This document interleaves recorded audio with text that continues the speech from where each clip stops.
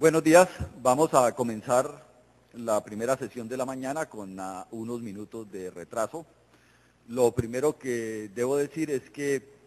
esperábamos contar con 2 ponentes, como aparece en la programación oficial del coloquio, pero infortunadamente Marta Cecilia García,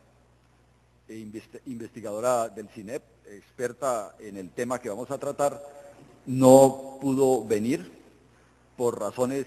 perfectamente válidas y comprensibles, que además motivan nuestra solidaridad con ella y su familia, porque se trata de un percance grave de un familiar.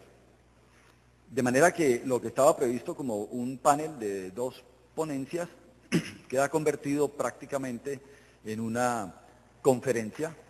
de la profesora María Eugenia Ibarra, con una sesión de preguntas y respuestas al final, tal como se hizo ayer. Es decir, con base en las preguntas que ustedes hagan llegar a la mesa por escrito en los papelitos que monitoras reparten entre las sillas. María Eugenia Ibarra es doctora en Sociología con énfasis en estudios de género. Desde hace ya varios años profesora en el Departamento de Ciencias Sociales de la Universidad del Valle, egresada de nuestro programa de pregrado también. El trabajo que va a presentar es un producto, digamos, parcial de uno de los proyectos de investigación en el cual estamos involucrados miembros del grupo ACASO, el grupo de investigación sobre acción colectiva y cambio social de la facultad. El procedimiento será el mismo de ayer, 25-30 minutos para que la profesora Ibarra haga su presentación, luego una sesión de preguntas y respuestas y a ver si nos rinde el tiempo para cubrir toda la programación que tenemos. Sin más preámbulos, con buen sonido y buena imagen, entonces María Eugenia tiene la palabra. Bueno, gracias. La presentación se denomina Mujeres y activismo por la paz en Colombia, por la paz durante el gobierno de la seguridad democrática. Como ya lo planteó Jorge, lo que voy a presentar son productos parciales de una investigación con un nombre muy parecido, que es Activismo por la paz en Colombia, Mujeres e Indígenas durante el gobierno doble de la seguridad democrática. Bueno,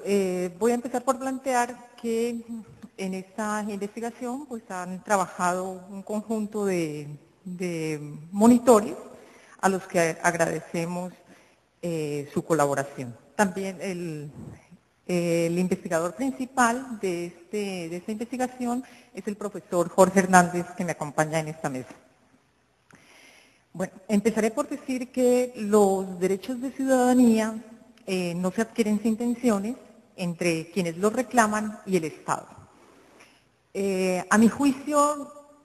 ni hay simples concesiones a los desvalidos o a las víctimas, ni la simple lucha de las organizaciones le arranca derechos al Estado.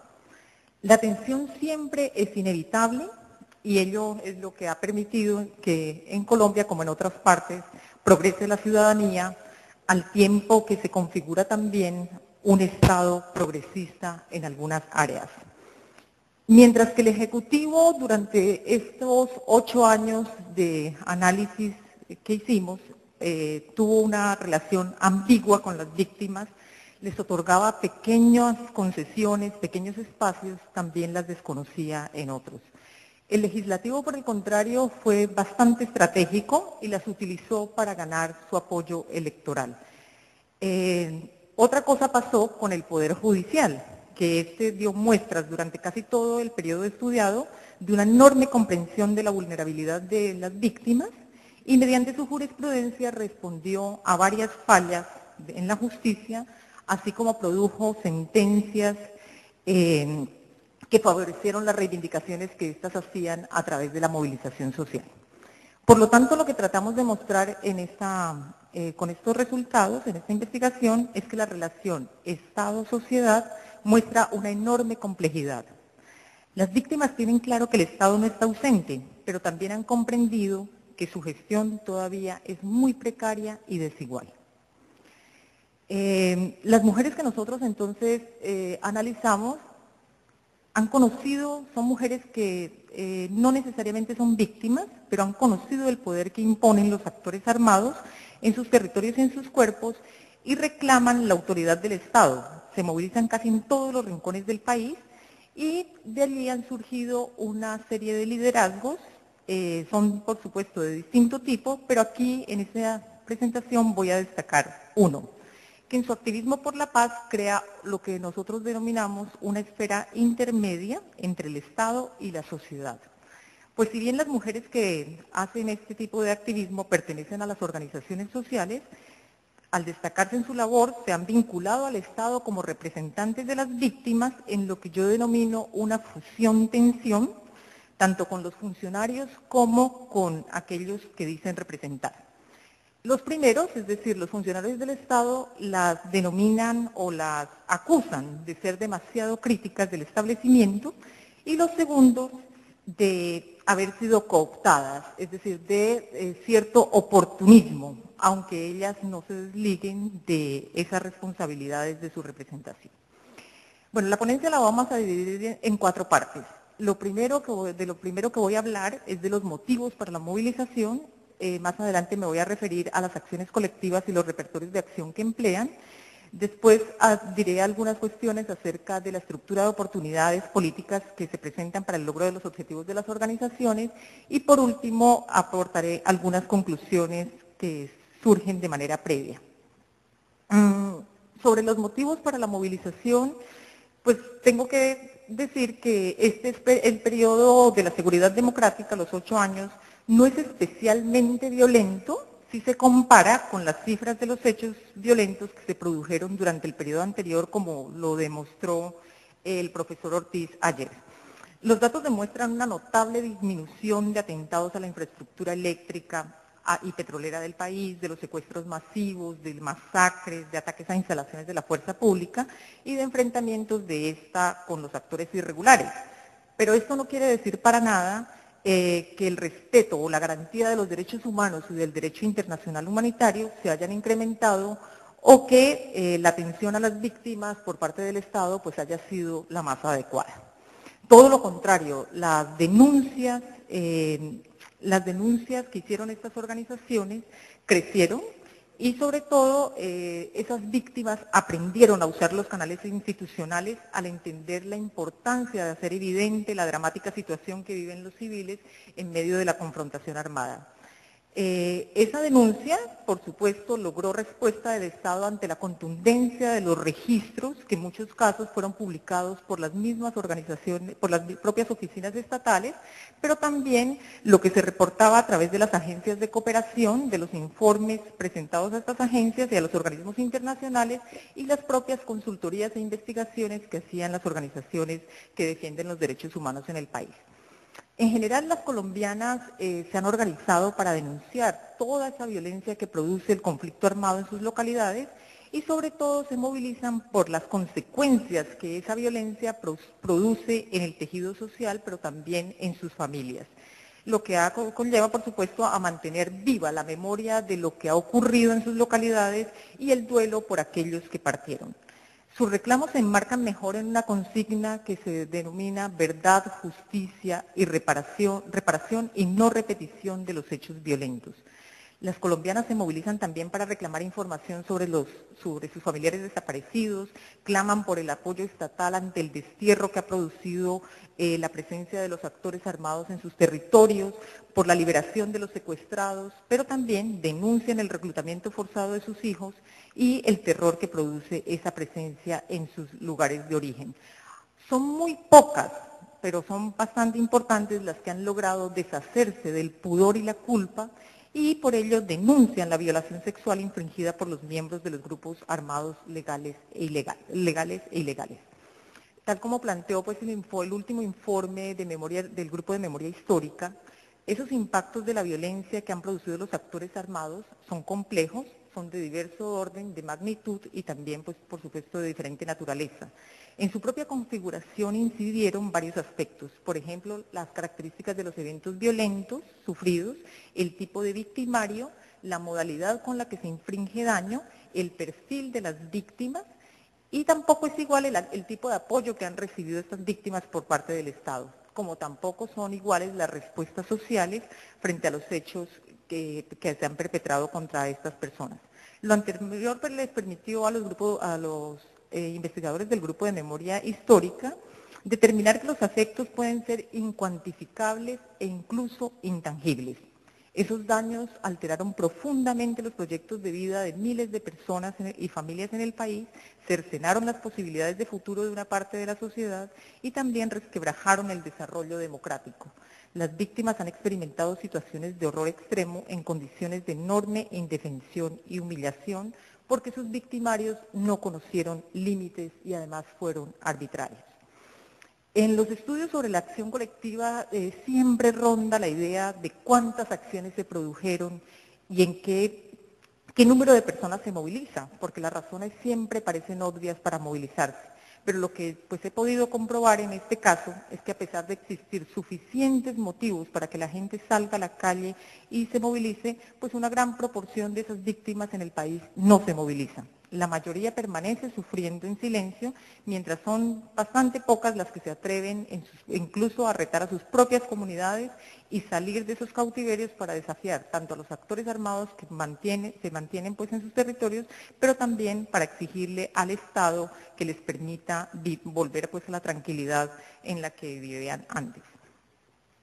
Por ello, pues, nos atrevemos a afirmar que con un espacio tan limitado de estrategias disponibles, la conformación de estas organizaciones o la unión a las existentes no implicaría para estas mujeres necesariamente un plan formulado de manera consciente. Por el contrario,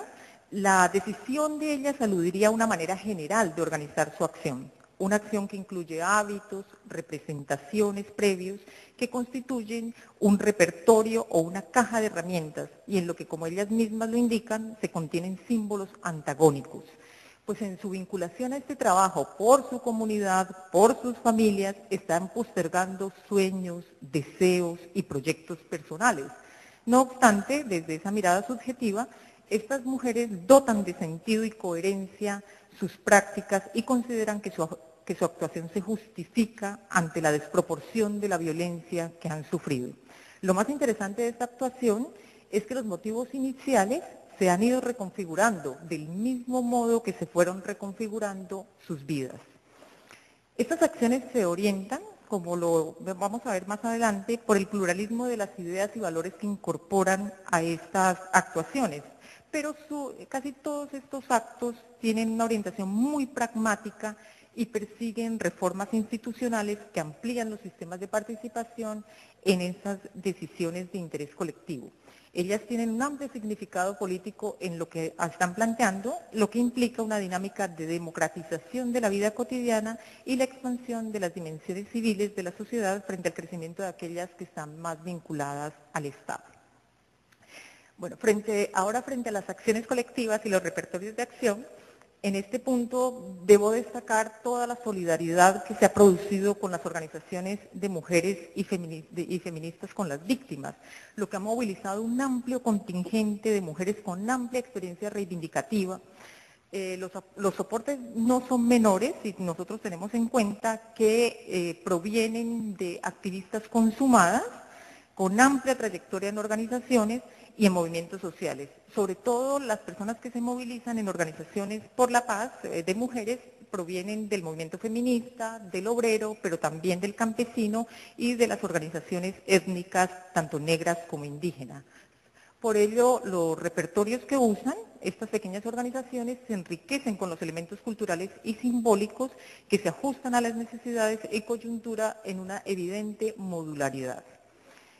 Tal como planteó pues, Melucci en sus textos de 1985 y 89, sus reivindicaciones y factores de movilización tienden a concentrarse en cuestiones de carácter cultural y simbólico relacionadas con problemas de su identidad de género, en lugar pues, de las reivindicaciones a las que acuden otros que son más de carácter económico.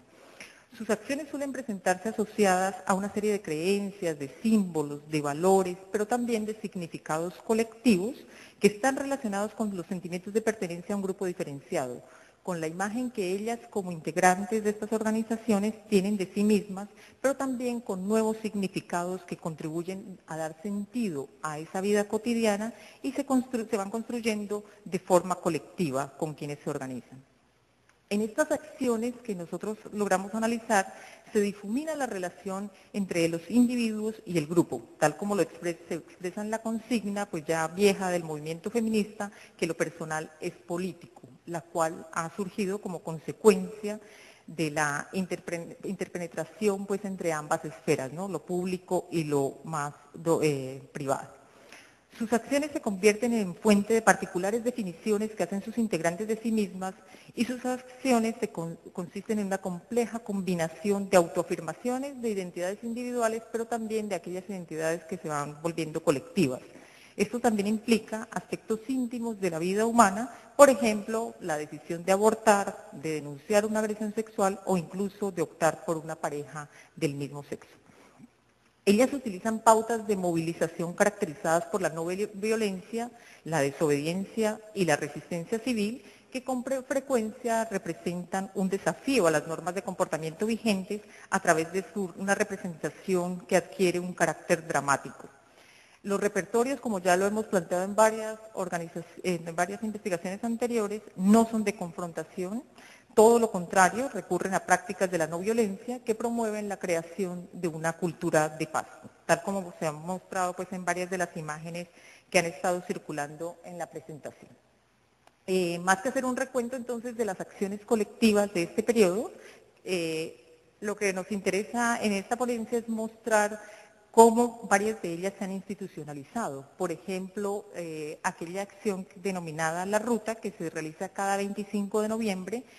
para conmemorar el Día de la No Violencia contra las Mujeres y que generalmente se hace hacia un lugar escogido con anterioridad para desplegar toda la solidaridad de las mujeres con las víctimas en alguna población. Esta es quizá una de las acciones más importantes del año, porque la logística implica recaudar recursos, fondos, en un arduo despliegue organizativo.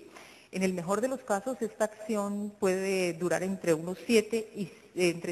y 7 días de impacto mediático, porque en su recorrido acuden a distintos repertorios de acción, como son los plantones, las vigilias, en diferentes plazas públicas de todos los municipios por los que se movilizan, en donde hacen escala, para terminar con lo que ellas denominan la tradicional marcha por las principales calles del municipio al que hayan elegido ir, exhibiendo lo que se denomina la gran colcha de retazos que arropa a las víctimas y que expresa la solidaridad femenina con el dolor que produce la muerte, la desaparición, el desarraigo y el abandono de las autoridades y por supuesto pues del Estado central. La segunda acción institucionalizada es lo que se denomina el plantón de las mujeres de negro contra la guerra, que se hace el último martes de cada mes, vestidas de negro y en silencio, con réplica en distintas ciudades del país y del mundo, y que todo lo contrario a las movilizaciones en donde hay un gran holgorio y casi una creación de festivales, en estas lo más importante es el silencio que produce pues ver a las señoras vestidas de negro en las plazas públicas. Por supuesto, estas organizaciones de mujeres que se conformaron con el objetivo de luchar para garantizar la protección de los derechos humanos, la búsqueda de la paz o simplemente rechazar la guerra, también se solidarizan con las acciones que emprenden las mujeres para reclamar al Estado y a las viejas reivindicaciones feministas. Por ello acompañan las acciones legales que emprende el movimiento feminista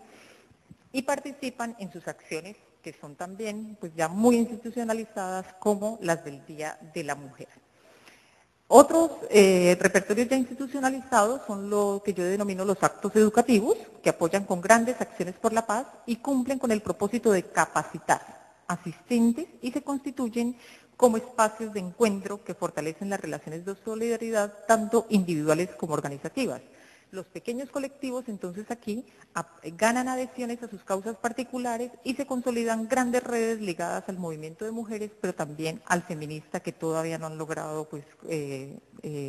aglutinarse.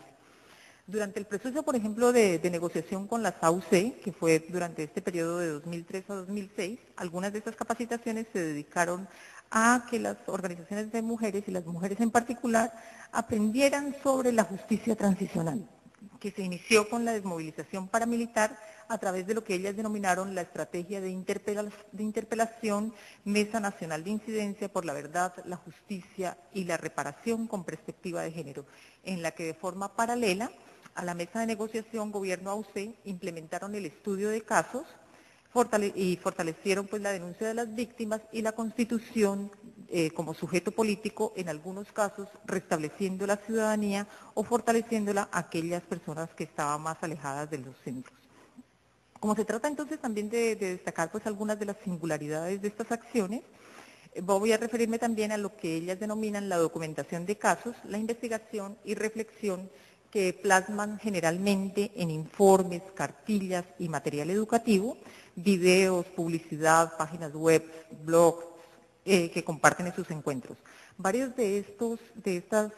estos materiales tienen el propósito de informar a las autoridades tanto nacionales como internacionales sobre aspectos que conciernen a la situación de las víctimas.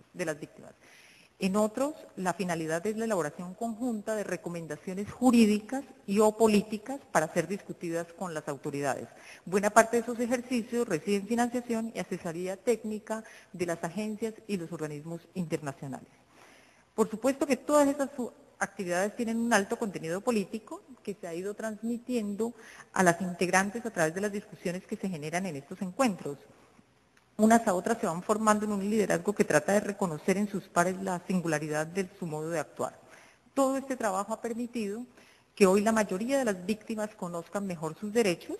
dónde y a quién reclamárselos, y es posible que ello haya contribuido a mejorar su relación con el Estado y sus agentes. Cada día las instituciones parecen ser más cercanas a los ciudadanos y los funcionarios que las atienden están mejor capacitados para ofrecer respuestas oportunas a sus demandas. No obstante, a medida que las víctimas se alejan del centro, es decir, están en los lugares más recónditos del país, aparecen de manera más protuberantes las deficiencias en la prestación de los servicios, incluidos los más básicos.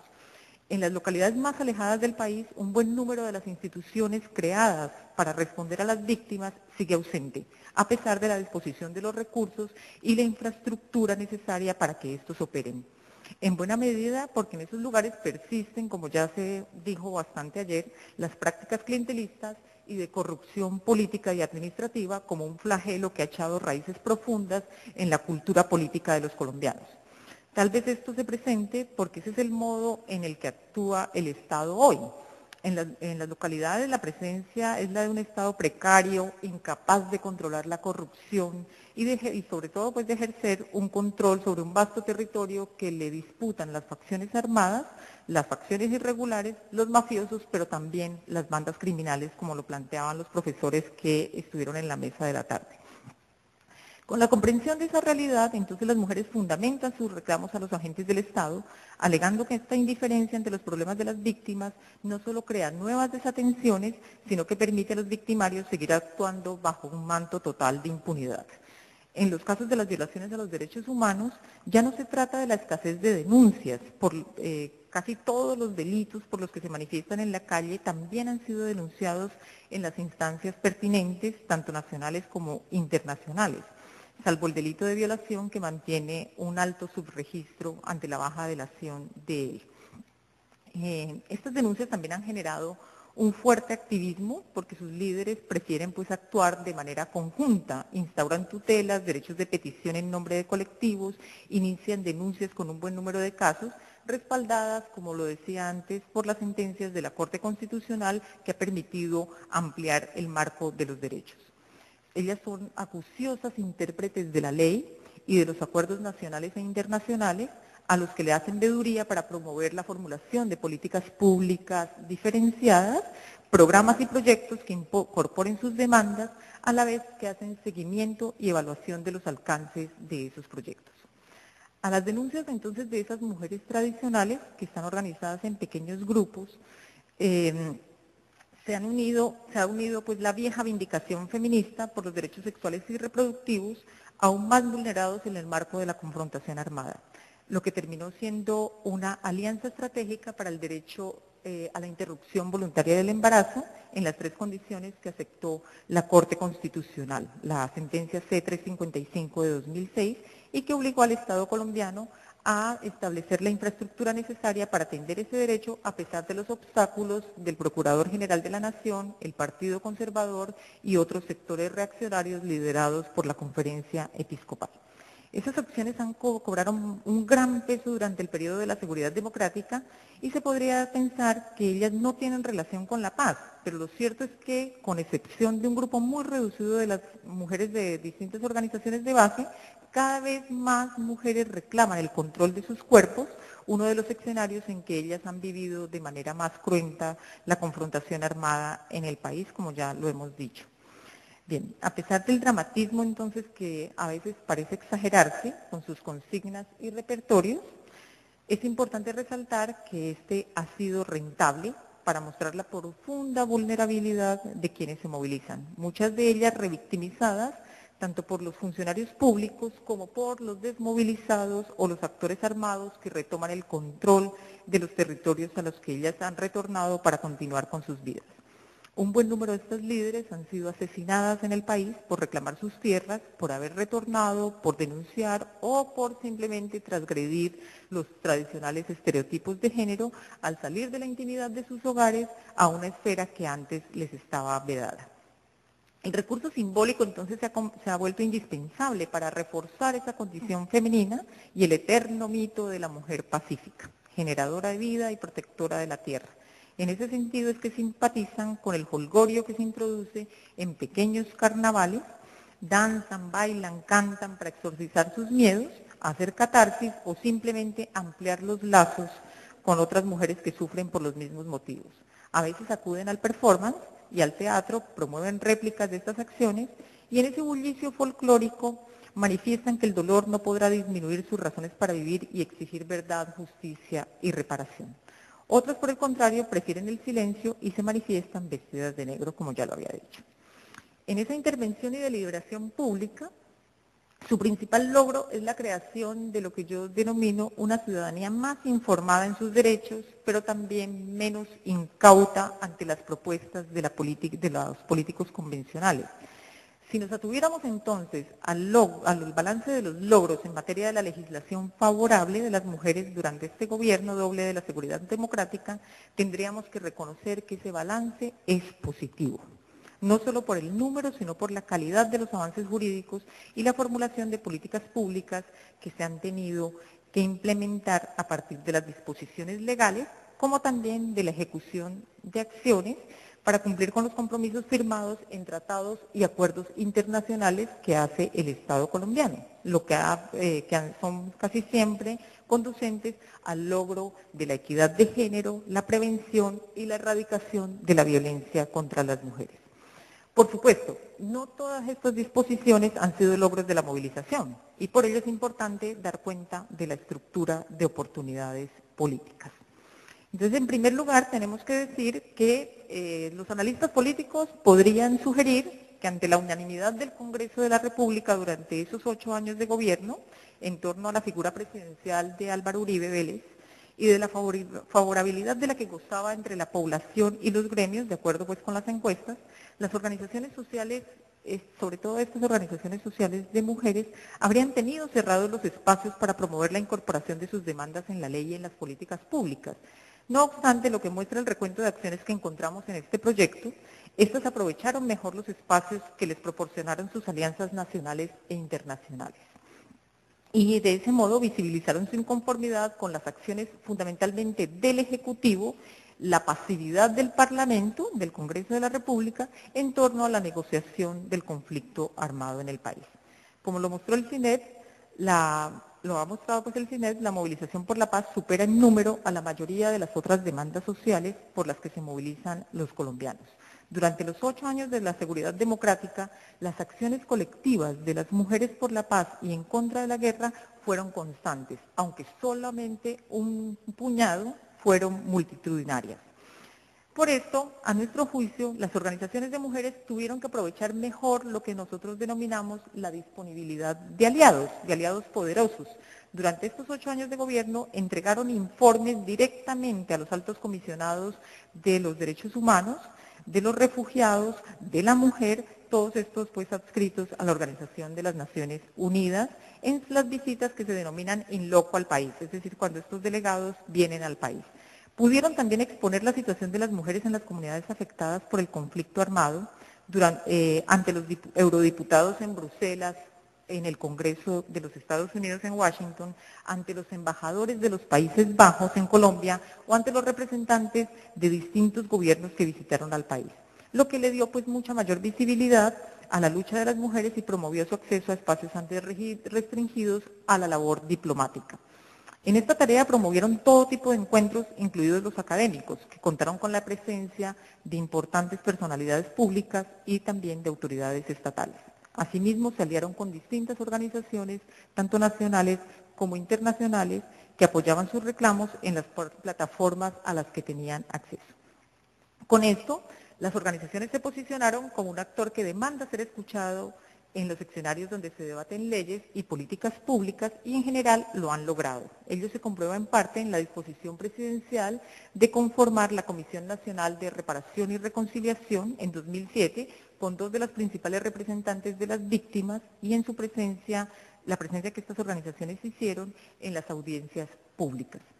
Pero esto no habría sido posible sin la sensibilidad que han adquirido los asuntos de las mujeres en el mundo y en el exhaustivo control que ejerce la comunidad internacional en el cumplimiento de los objetivos del milenio, que contemplan la disminución de las inequidades de género y el impulso a la participación de las mujeres en los distintos ámbitos de la sociedad y el Estado.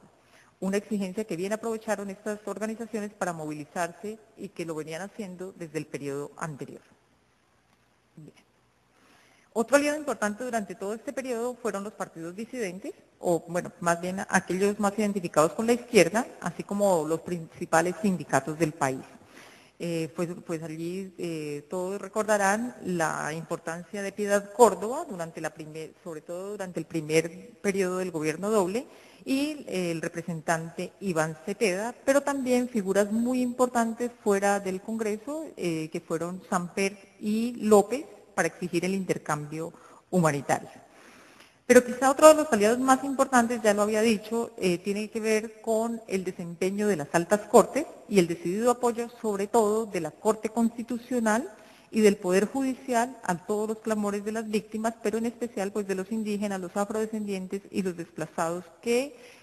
tomaron toda esa jurisprudencia como soporte de doctrina para el reclamo de los derechos fundamentado con mejores argumentos jurídicos. Voy a simplemente señalar 2 conclusiones previas. Una de las principales conclusiones que se puede derivar de este estudio de las acciones colectivas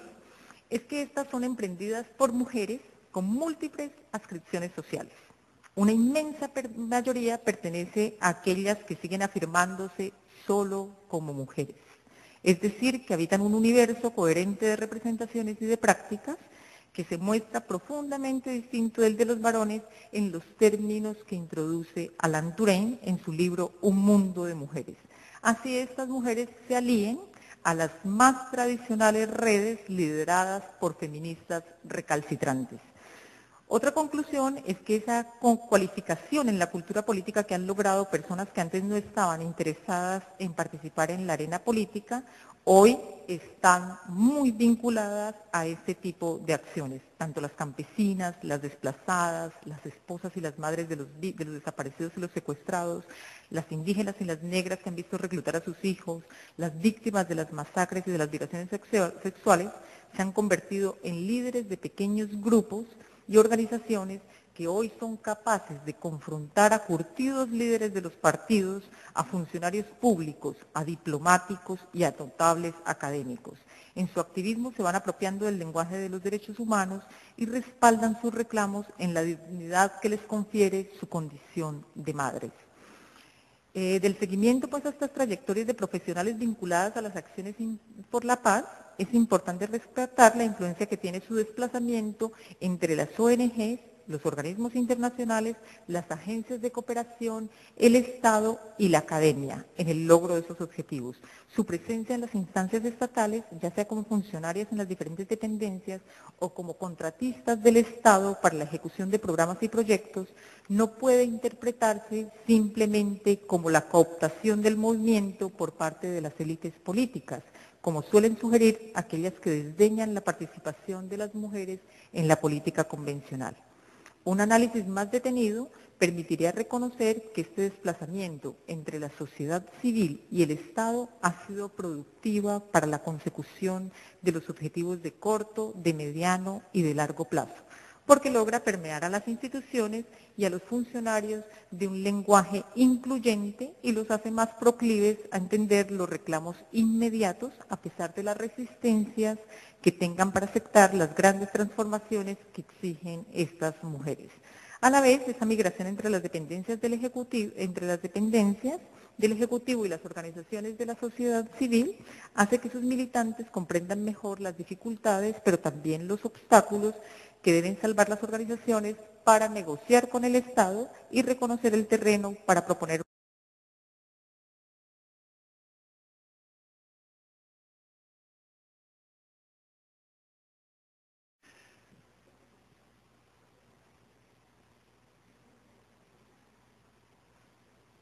Bueno, voy a leer esta que ya está en la mesa. María Eugenia la responde y luego leemos las que lleguen a continuación. Esta primera dice, ¿podrían considerarse las acciones colectivas de Mujeres por la Paz como un movimiento social?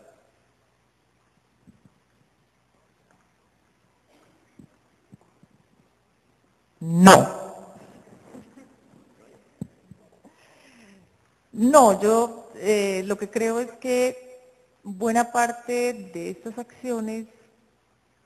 provienen,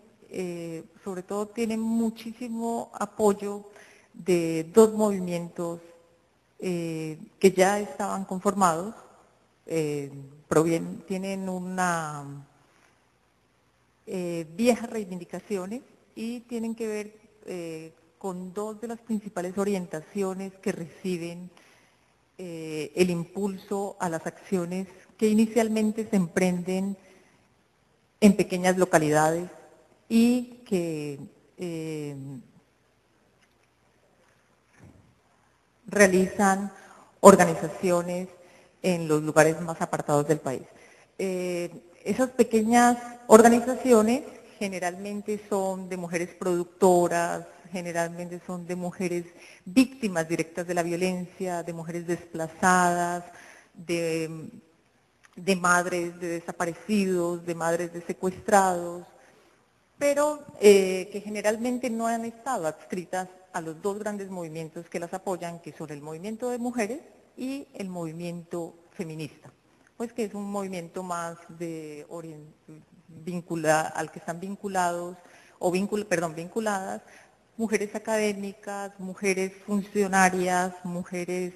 con trabajos independientes y que es fundamentalmente a esas mujeres que lideran o que son la vanguardia de ese movimiento que se denomina el movimiento feminista. Pero no, las acciones colectivas no son del movimiento feminista ni son del movimiento de mujeres, son de un colectivo, son de muchos colectivos que desde sus localidades emprenden acciones por la paz. Muy bien, tenemos ahora las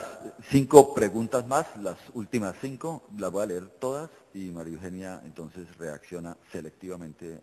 al interrogatorio. Una primera, dice,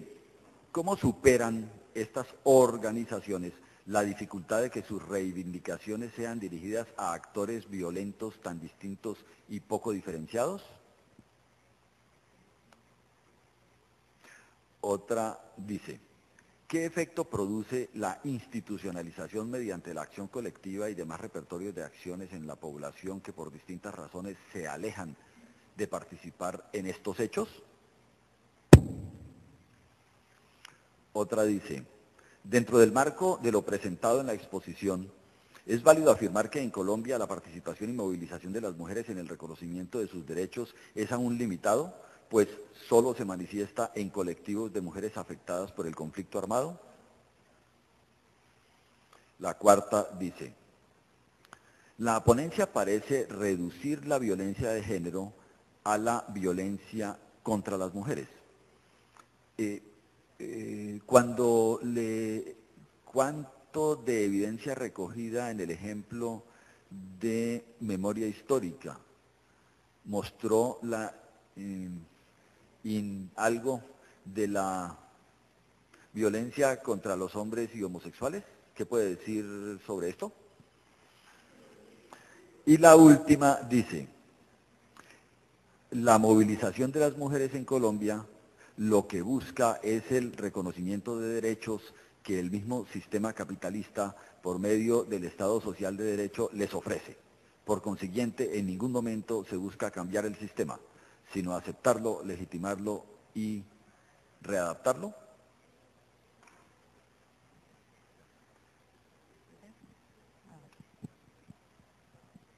Bueno, voy a empezar por esta que es la más difícil. Dice que parece que la ponencia reduce la violencia de género, la violencia contra las mujeres. Yo creo que no, la ponencia no pretende hablar de la violencia de género. El título dice activismo de las mujeres y mujeres no es igual a género. Yo me concentro en un grupo de población y por lo tanto, por supuesto que hay violencia contra las lesbianas, los gays, los bisexuales, los transexuales, los intersexo y los demás, pero también contra los hombres, pero no me interesa ampliar el espectro de la investigación que he realizado y me concentro solamente en cómo ellas se movilizan y no solamente contra la violencia que produce el conflicto armado directamente en sus cuerpos, sino cómo ellas reaccionan ante esa violencia que se produce en sus localidades. Bueno, ¿qué efecto produce la institucionalización mediante la acción colectiva y demás repertorios de acciones en la población que por distintas razones se alejan de participar de estos hechos? Como lo decía, allí al finalizar, tanto al inicio como al final de la presentación, hay un conjunto de mujeres que están haciendo un tránsito desde las organizaciones, fundaciones, colectivos, hacia la vinculación al Estado y los organismos internacionales, y esto molesta muchísimo,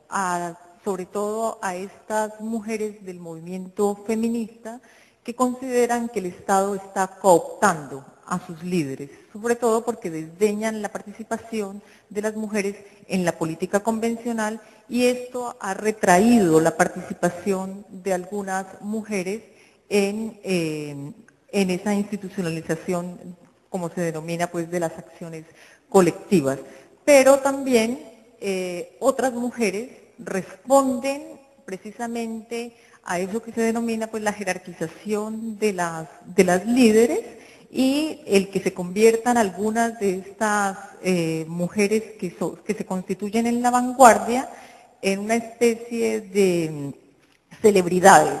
que son las que pueden hablar por las víctimas, que son las que participan en las instituciones, que son las que se quedan con los puestos, que son las que discuten con los representantes de los organismos internacionales. Es decir, que sí hay una reacción, y es una reacción muy fuerte, pero sobre todo, pues, de estas pequeñas organizaciones que un poco sienten el manoseo de algunas de esas líderes con el tema de las víctimas, y que son las que se quedan finalmente con los cargos, con los recursos y con los viajes internacionales o la asistencia a los eventos con estos representantes. Esta yo no la entendí.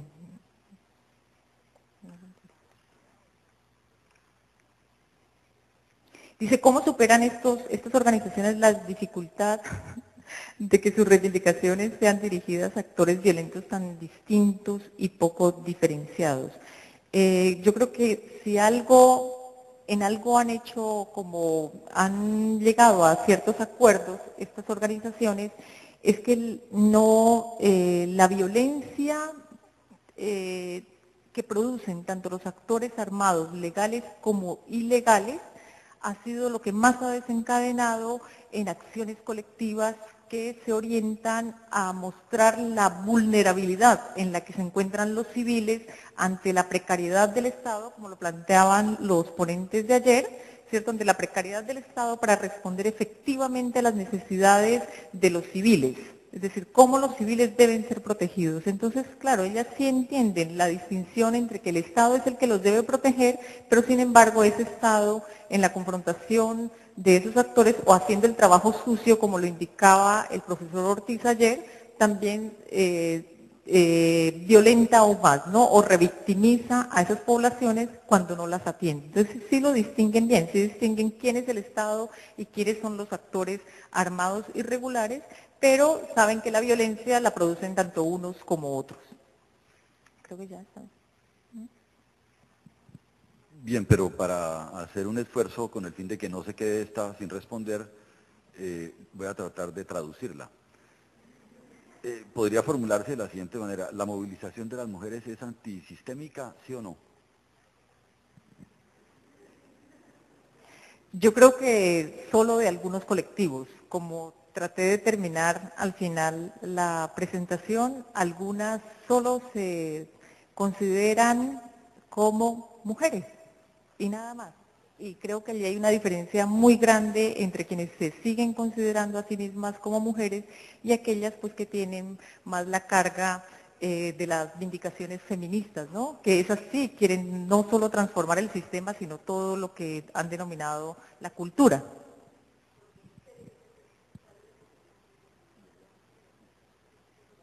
Ah, ya. Bien.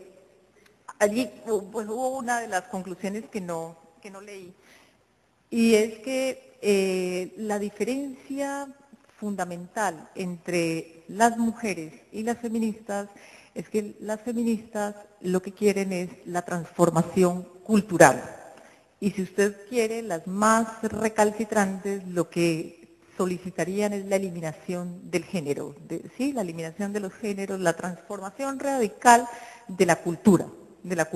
que es una cultura sexista, que es una cultura que oprime, que es una cultura que reduce a la identificación sexual de las personas, la designación de esos roles sexuales. Mientras que las mujeres, generalmente en Colombia, las que se denominan el movimiento de mujeres, estas solicitan lo que una autora, Máxime Molineus, denominó la diferencia entre las necesidades prácticas y los objetivos estratégicos. Mientras que las mujeres en Europa ya lo que están solicitando pues son los derechos de tercera generación. En el caso colombiano, todavía aquí las mujeres se tienen que movilizar para que sus hijos tengan acceso al jardín, para que el agua llegue hasta sus casas, para que puedan vincularse a un empleo formal, que son cuestiones que no atañen simplemente a las necesidades del colectivo, de su género, sino que son necesidades generales. Y esta es quizá la pelea pues más fuerte entre feministas y mujeres, que las feministas desearían transformar ya cuestiones que han sido transformadas en otros lugares, mientras que aquí todavía se tiene que seguir peleando pues por estas condiciones que son condiciones básicas, que son cuestiones que nosotros denominaríamos de la cuestión social, ¿no? Que el Estado ya debería atender y haber resuelto, y no que sigan constituyendo una carga para las mujeres, que es pues, volver a la casa después del trabajo y seguir asistiendo a todas estas cuestiones que ya en otros lugares están resueltas. Bien, de nuevo, gracias, María Eugenia.